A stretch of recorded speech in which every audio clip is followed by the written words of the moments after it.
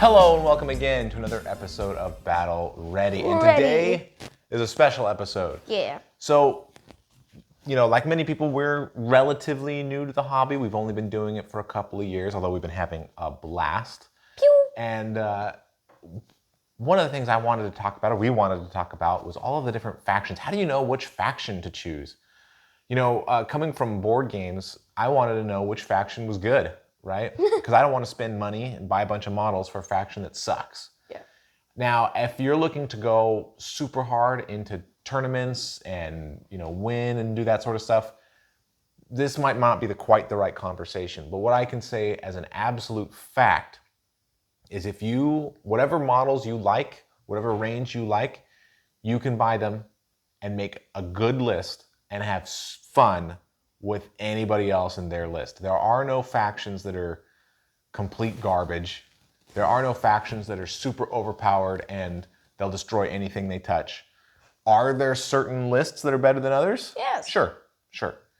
But anything you can have fun with anything, and you won't feel, there's no cry lists where, oh no, I went into this faction and everything's going to be terrible. So if that's the case, which faction do you choose? Yeah. Which do you choose? Do you know? You could choose any of them. You could. So you choose the one that you think is coolest.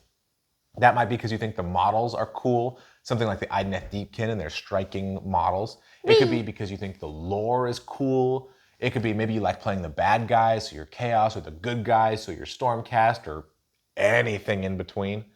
So what we thought we would do...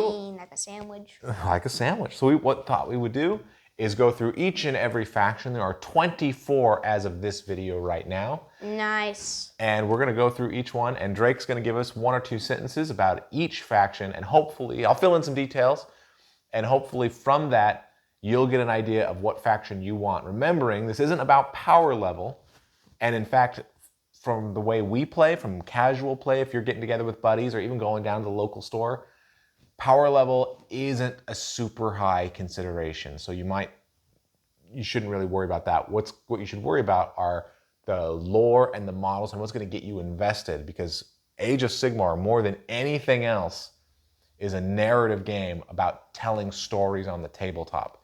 And if you like the stories that are being told, whether your guys are dying or killing, you're going to have a blast with the game. Or a little bit of both. Yeah, probably a little bit of both. So with that in mind, let's go through them, starting with the Forces of Order. Now, in general, Order just means they're opposed to Chaos. Some of the Orders are basically good guys. I mean, they're basically good guys. Yeah, Stormcast. Right? And some of the Order would otherwise be bad guys, really. Yeah, questionable. Except they oppose Chaos. So it's an alliance opposing Chaos, but it can be a pretty loose alliance. So, Drake, tell us about the Cities of Sigmar. If you're looking to play with your old fantasy models, here you are. That is true. So, Cities of Sigmar is super cool because, well, they're all super cool, but the reason to play Cities of Sigmar is maybe you have old fantasy models. Great. Fantasy. You can use many of them in the Cities of Sigmar. But also the whole idea is after the Age of Chaos, Sigmar, which is sort of the God King, the good god of Age of Sigmar, he sets up these cities, and in those cities you have humans, you have dwarves, you have elves, and because of that, these cities fighting forces have a little bit of everything. Now you could make an all-dwarf army or an all-elf army or whatever, it's fine if that's what you want to go with, but sort of the lore is you get to see everybody working together, striking out in different ways, and so if you want that sort of mixed fantasy race army, Cities of Sigmar is really going to do that. If you don't want to just have hundreds and hundreds of elves, if you want a little bit of everything, whether that's for painting or for lore or for hobby fighting, Cities of Sigmar has got you covered. Next, the Daughters of Khaine. Drake, tell us about the Daughters of Khaine. Slow start, but they get more terrifying as the game progresses. I don't think they start off super slow. I mean, in like abilities-wise with their first level. So with the Daughters of Khaine, the lore behind them is they are elves. They're sort of like dark elves, you might think, dark elves. Except they really like the color red. They like to spill a lot of red. But they worship a god called Khaine, who's this murder god, and he relishes in murder, and so they all want to murder people. And Isn't he dead? That's their whole thing is murder. They love to murder and kill and be in combat. I thought he was dead. See, that's the thing. So Morathi is this powerful, let's say a powerful dark elf, and she knows that Khaine has died, but she sort of takes over the cult and says, oh, no, Khaine's not dead. I, in fact, am the oracle of Khaine, and so whatever I say is what Khaine says, so you all have to listen to me. And from that point forward, she's sort of in control of the cult. And so the Daughters of Khaine, very fun. They're like little murder elves. It's almost all female force. Yeah, there's one unit. There's only one unit of males, but they're super attacky, but very glass cannony. They don't have a lot of health. They don't have a lot of save. So that's them. If you want something that's going to strike hard, but not necessarily be good on the strike back, that's going to be Daughters of Khaine. Plus, if you like painting lots of little murder elves, they're pretty cool. All right, next up, Fyreslayers. Little scary fire dwarves that ride giant dragon fire things. Fire dwarves that ride magma droths. So Fyreslayers are like sort of a throwback to old dwarven legends. They exist in various lodges. And it's all paternal society, right? There's the Rune father, and he has Rune sons that are going to succeed him in someday. And so they've got this great society that they built on. They are the ones like dwarves of old that keep grudges, and they have a big book of grudges that they keep things in. And they tend to be slow when they're just moving because they got little dwarf feet. But they've got magma droths, they've got big priests, axes. They've got axes, they've got a lot of different stuff. And Spears. if you like, what keeps them safe is they actually batter these runes into their skin. So if you like that dwarven look, and they're just big muscle men with little golden runes on them and bright orange hair. If that's the kind of look you like, Mohawks. you're gonna have it. All right, Idoneth Deepkin. Shadow elves or water elves. Water elves. That like souls, like things. Yeah, so the cool thing about the models is all of them have an underwater theme. Under the lore, they have something that's called the Ether Sea, where they can bring the sea creatures out and they use the air to swim in. Exactly. But the whole idea is they were created when they were drawn out of a demon, basically. And they were brought out, but they ended up being a little bit weird, and they don't really reproduce well, and you might say they don't even have their own souls. So their creator was going to actually kill them, and they booked it. And so we're going to go somewhere that he can't find us, so they went to the bottom of the ocean. It's our choice. And now what they do is they go on raids to grab people and grab souls so that they can reproduce their race. But so if you like the idea of almost, they're these undersea, they ride sharks and have giant turtles and they have wave stuff, but they're also... Crabs. There is one crab. But they also have this almost pirate nature where they they don't produce anything. It's not like they have big agriculture themselves. What they do is they raid onto the land, taking things. And so if you like that idea, then the Idoneth might be for you. Kharadron Overlords. Little dwarves that are encased in metal and have big guns. And have big guns. And pilot even bigger ships with even bigger guns. So the Kharadron, what's cool about them is you think about them as like sky pirates, dwarves. Dwarven sky pirates. So unlike the Fyreslayers, which have these, family lodges and are big on tradition and worship dwarf gods. And like axes. The Kharadron are not that way. They're very practical. You might almost call them libertarian. They're very into contracts, but only abiding by the letter of the law, maybe not the spirit of the law. And some of them are very good about, massaging contract language. And finding loopholes. But at the same time, all those, they exist in these airships, and they fly around looking for ether gold. I found a loophole. There you go.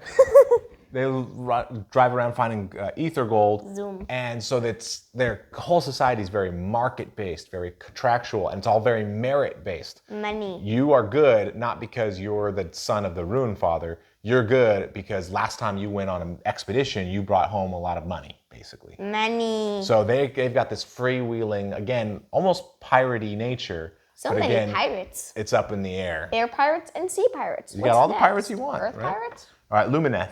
The Lumineth Realm Lords. People who use shiny things and sort of cheat. And sort of cheat. Well, the Lumineth... And are too smart for their own good. The Lumineth, that's true. The Lumineth are high elves. And they're actually, the guy who created the Idoneth Deepkin? Well, he messed them up. But he started over and he created the Lumineth. He's techless? Yes, techless. So these guys... what? These elves are just... They believe in communing with nature. There's a whole series that commune with the mountain, and then a whole other series that communes with the wind, and there's probably going to be more in the future. And they have lots of pointy spear guys. Spears. They have cows, because the mountain spirits look like cows. Cows! But if you like that aesthetic and you think that looks pretty cool, the way that they've imbued themselves with nature. If you also like guys who have giant bows and don't need to see people to shoot them. They do have one of the more problematic units. But the Lumineth are like the high elf army. If that's the kind, you want the shining high elves as your army, you're looking at Lumineth. Seraphon. Lizard men riding dinosaurs. What more could you want? Riding dinosaurs. That's exactly what they are. So they're a race of lizard men that come in 3 castes. There's skinks, which are little like chameleon guys. Chameleons. Saurus, which are little, like lizard men, strong, big guys. And then Slan, which are like toad men, sort of. Toad men! And they are inscrutable in the sense that most of them can't even talk. And the Slan are, as their leaders, have this great plan where they're going to overthrow chaos. And they're going to bring people into different places and according to the plan, but they don't necessarily share that plan with other people, right? They're just sort of doing their thing. Well, the Saurus get to know what they have to do, but it's not like they call up the Fyreslayers and say, "Hey guys, just so you know, we're going to be in the mountains and fighting off some chaos guys." No, they just go and do their thing. They're sort of things. People don't. The rest of the group doesn't really always understand what they're doing or why, but you like lizard men riding dinosaurs, and of course you do, that's the one for you. They're pretty fun. Stormcast. Drake, what's up with Stormcast? Lightning men with big hammers. Lightning men with big hammers. Stormcast are great. They're the only good guys. They're the goodest of the good guys, for sure. And the only really good.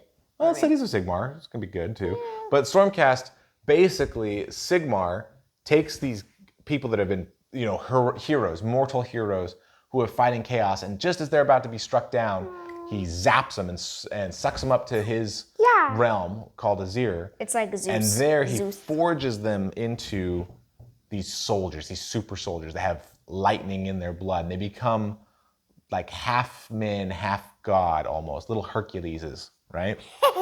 And then when they go down, Herculi. They fight, and when they get killed, they blast up to Azir again, to be reforged so they can re-enter the fight. Except there's one downfall. There is one downside. Something's wrong with the reforging process, and each time they go down, they are reforged, they lose a little bit of who they were. They need pictures of their family. Yeah, they might forget who their family was. They might forget what it's like to be a person. They might forget emotions. And so more and more they start to lose their humanity. So it's almost a tragic sense because they go down. They are the good guys. They're gonna go down and fight, and they're very interested in honor and duty and those sorts of things. But even though they get reforged and don't die permanently, in some sense they do die permanently because the person they are over time dies. All right, last order army is the Sylvaneth. Trees with bows and wooden swords. Trees with bows and wooden swords. So the Sylvaneth are... That's the best explanation. You could think of them as tree elves, although they're not really elves. They're sort of like tree spirits. Woo! But they're tree... things. Wood elves, sort of.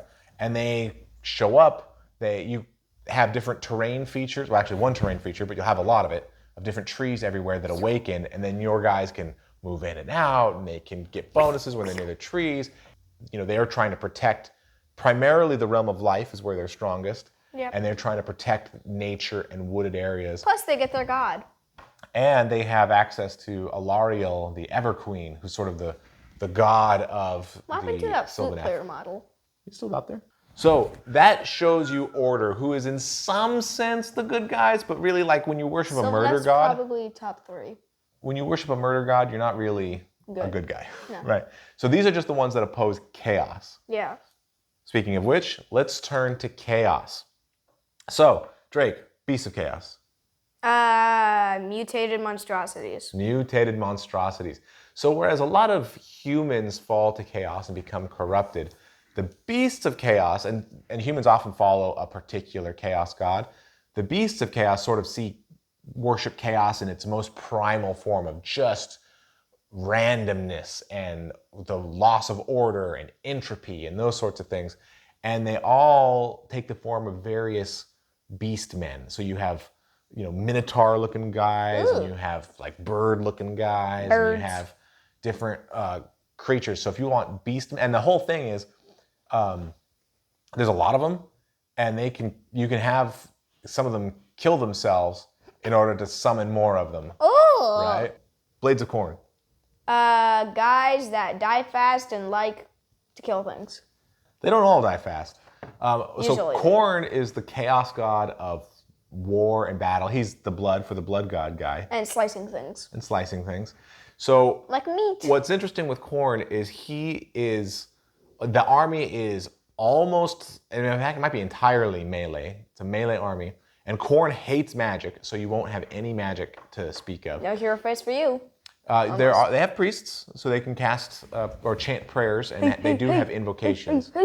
But it's all really about melee, getting big units, pushing them up the board, and just chopping people down. And every time a unit dies, whether it's you or somebody else, you get a blood point. Yeah. And those blood points can be used for a bunch of different effects.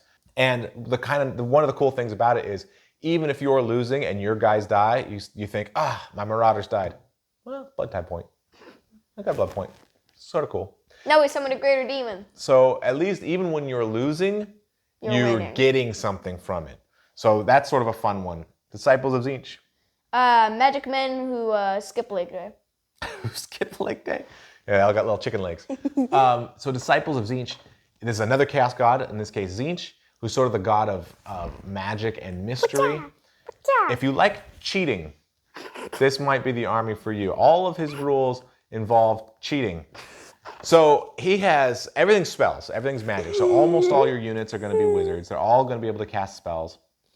And as anybody casts spells, you get fate points that you can use to summon more guys. And then at the beginning of the game, you get to roll 9 destiny dice. And then you can insert those whenever you're trying to make a roll. Your whole thing is, Tzeentch cheats. And so you can do all these little things here and there. Mess rolls up, target rolls. You've got secret agendas that you can fulfill. And so doing all those things on the battlefield, you feel a little bit like you're, the master manipulator, bringing things according to your plan. And that can be pretty fun. Hedonites of Slaanesh. Slicing things with purple. That's it? You don't have a better description than that? They ride things that are also purple. Well, our army is painted purple. You can paint your army however you want to paint it. Ooh, a red Slaanesh army seems appealing. Slaanesh is another one of the chaos gods. This one is the god of hedonism and pleasure and pain and that sort of thing.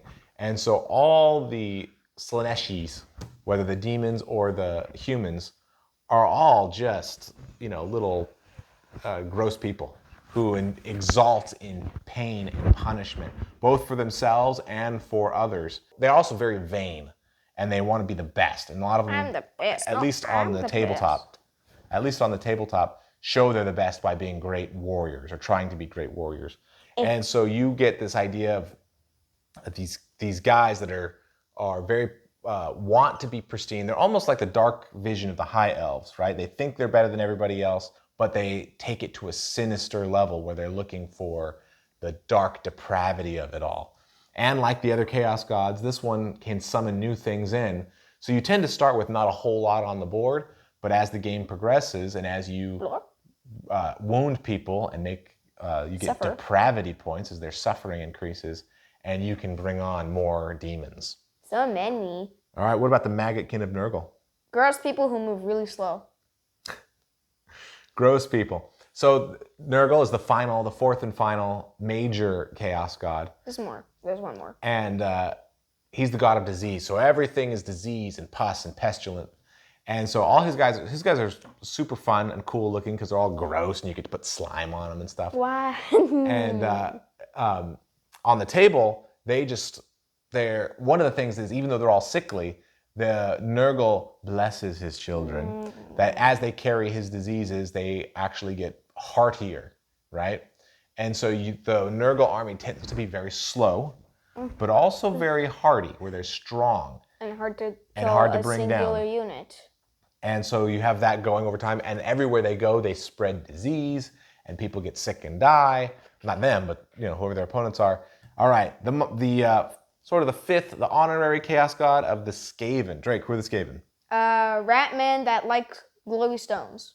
Ratmen that they do like warpstone. Glowy stone. So the Ratmen, there's of course the rats, so there's a gajillion of them, right? And every Ratman thinks he's the best guy in the whole world and everyone else is awful. To Ratmen, there's so many of them, life is basically of no value, and so they'll kill each other as easily as they'll kill a bad guy. They're almost like little chaos engineers. So they have 4 different clans, right? There's sort of the ninja clan, and then there's the engineer clan, and then there's the flesh creature abomination clan, and then there's the plague clan. So you can sort of play it in a bunch of different ways.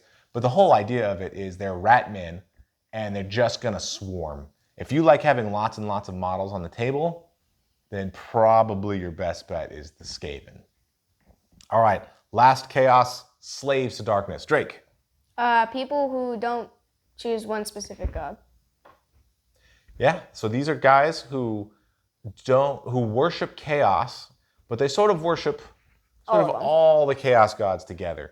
Now, on the one hand, that means they don't get as much magic as Tzeentch worshippers do, and they don't get as much protection from disease as Nurgle worshippers do, right?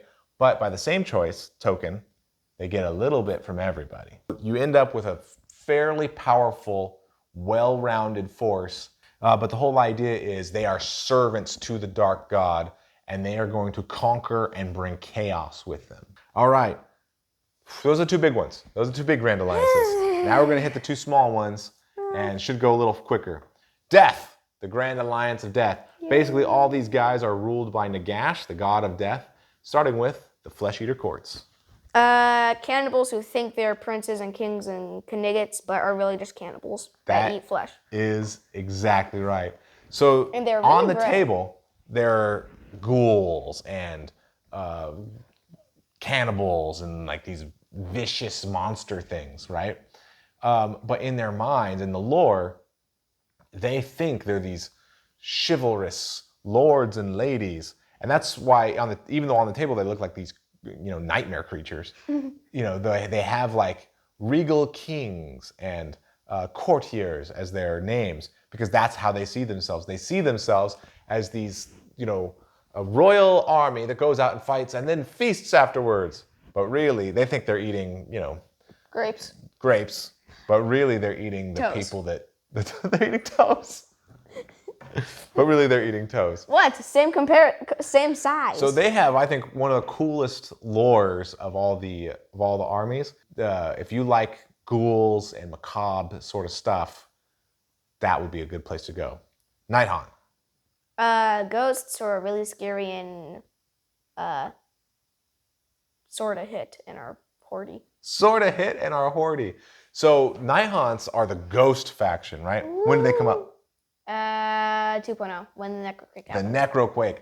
So Nagash creates this whole thing where he's like, you know what? Chaos is going to win, so he thinks. But they can only win if they corrupt living people. What if I just kill everyone and raise them all as zombies and they do my bidding, and that way they can't be corrupted? Yeah. Yeah, easy, right? Well, the ritual doesn't quite work the way he wants. Actually, some Skaven get in there and mess it up. Curse your Skaven. We almost won. But it does create what's called the Necroquake, and one of the side effects of that is it raises all these ghosts. And Nagash, not being somebody to... judge? Well, he does judge. He does judge. But not being wasteful, he decides to take all these ghosts, bring them together under his banner, under what's called the Nighthaunt. So it's a whole army of ghosties. So if you like spooky ephemera, that kind of stuff, various ghosts, you've got, banshees and chain ghasts and all these different little ghost creatures. That is a great way to go. Nighthaunt is the ghosty one. Ossiarch Bonereapers. Super skeletal soldiers. That's a good one. Super skeletal soldiers. So just like Sigmar creates his Stormcast, and they're these men that are reforged into these demigods, Nagash decides he's going to do something similar. So he starts taking multiple souls and forging them into one skeletal construct. And those are the Ossiarch Bonereapers. And so each Bone Reaper really has the tactics and abilities of several people built into him. They're very strong. They're very tough. They go from place to place extracting the bone tithe, where they take people's bones. No. Doesn't that sound joyful? Yeah, well, you can either give up some of your people to give them bones, or they'll come in and take the bones they want to take.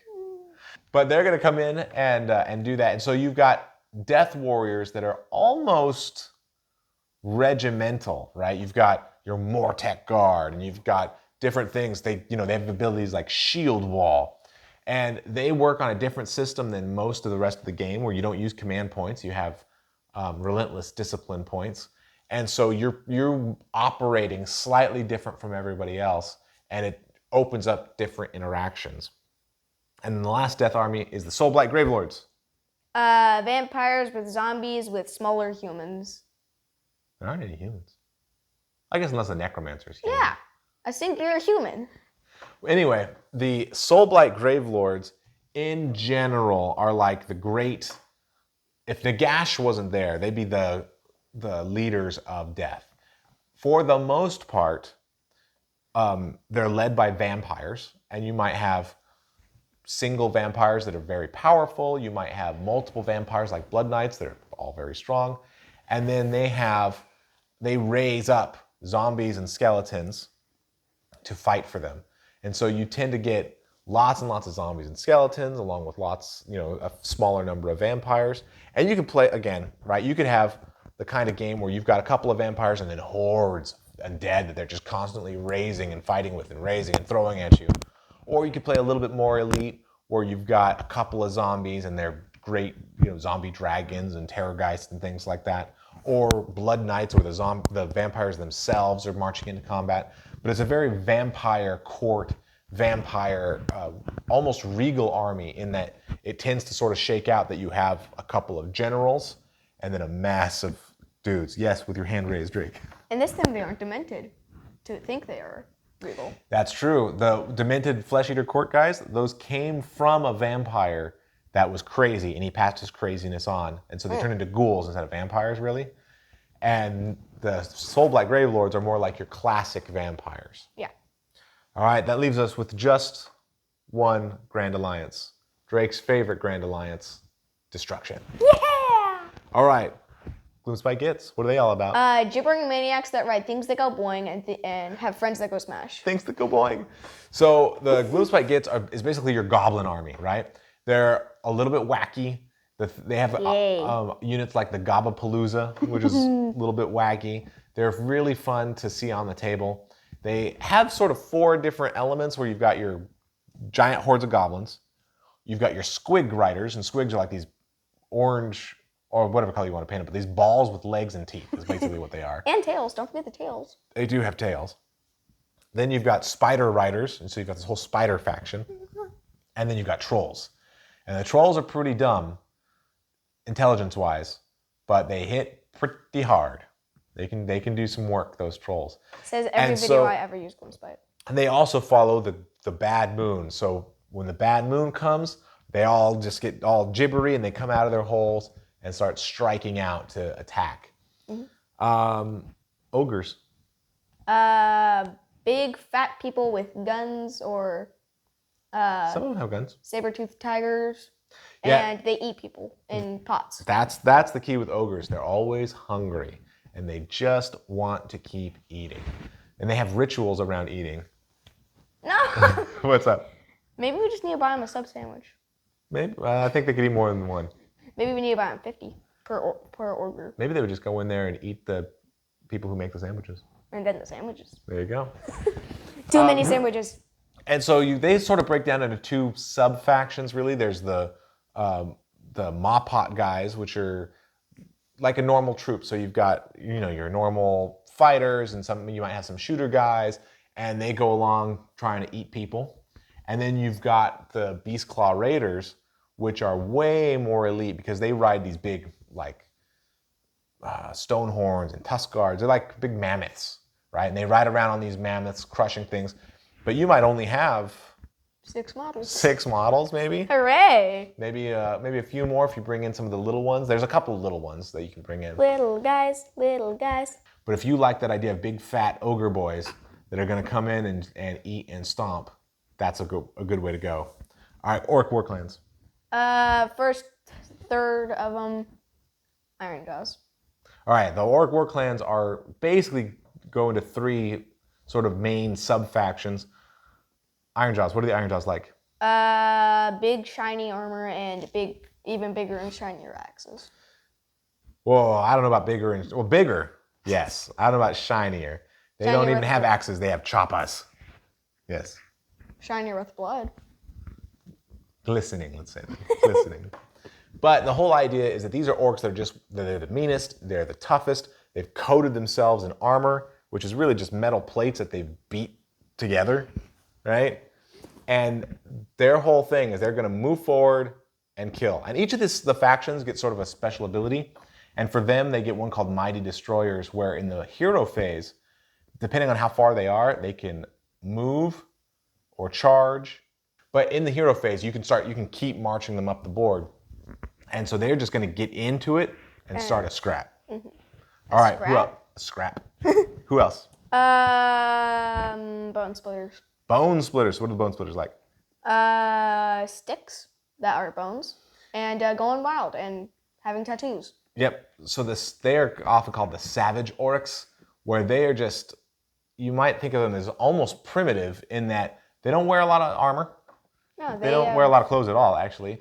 And they Leather. mostly fight with big stone spears and axes and primitive arrows and things like that.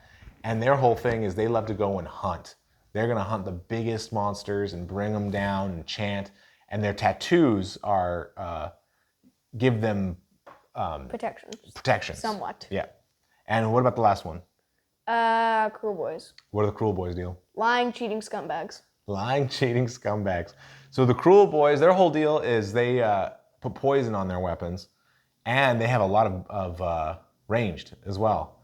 So they get in there and they start shooting and poisoning people down, and they're the tricky orcs, right? The Iron Jaws and also the Bone Splitters are going to rush in and try to just chop you down and do mad damage, whereas the cruel boys lay traps, they take things off the board, they hide behind stuff and shoot. They have a whole bunch of little tricks that they do, and so they sort of lean into that aspect of it a little bit more. Last one, Sons of Behemat. What do you know about them? You get 6 models, and they hit like islands. Like islands? Well, the Sons of Behemat are the giants, right? If you want to play giant, you don't want to play these normal human-sized people. Forget that noise. Ogres, those are even too small. Who wants ogres? You want to play the mega gargants. They're like this big. Yeah, they're pretty tall off the table. So you can get those. They're going to go out there and sit on objectives, and they count for so many models on objectives. You'll never get them off. That they are just gonna sit. And they have tons of wounds. They hit pretty good. Like a small island. They're great. If you like giants and you want to play a whole army of giants, that's the one way to go. So that is every army or every faction in Age of Sigmar currently. As of this video, they're always going to come out with more, so you never know what's coming around the corner. But To reiterate, you play the army that you think is coolest. Yes. Play the one that you think, oh man, I can't wait to paint these guys up. I can't wait to play these guys on the tabletop. I am most inspired. And now, if you are looking at tournament information, you might find that there's some broken's probably too hard, some bent lists with maybe the Stormcast dragons or things like that that are really, really, really strong. But also, one thing to remember in this game is every so often, the strong stuff gets taken down a peg and the weak stuff gets buffed up a little bit. So if you go chasing whatever the heaviest hitter is today, 6 months from now, you're going to have a pile of plastic and that you think, now I got to go get something else because these aren't as good anymore. Just pick the models you like and you will have fun games. I think we need to thank the Seraphon for the dragons because they're the one who were holding the eggs. That's true. That's where the dragons came from. They came from the Seraphon. So well, Drake, which one is your favorite? Gloomspite. Gloomspite is your favorite? Even though they need more things. Yeah, we did a video a while back on Gloomspite and what we could see, the improvements. And so they could have some improvement, but they still have some of the coolest, funnest, and most thematic models. And I'm a fan also. Final thoughts? What should people play? Anything and everything. Anything. That's the right answer. Like I said, whatever you're into, do that. All right. This has been another episode of Battle Ready, and thank you so much for watching.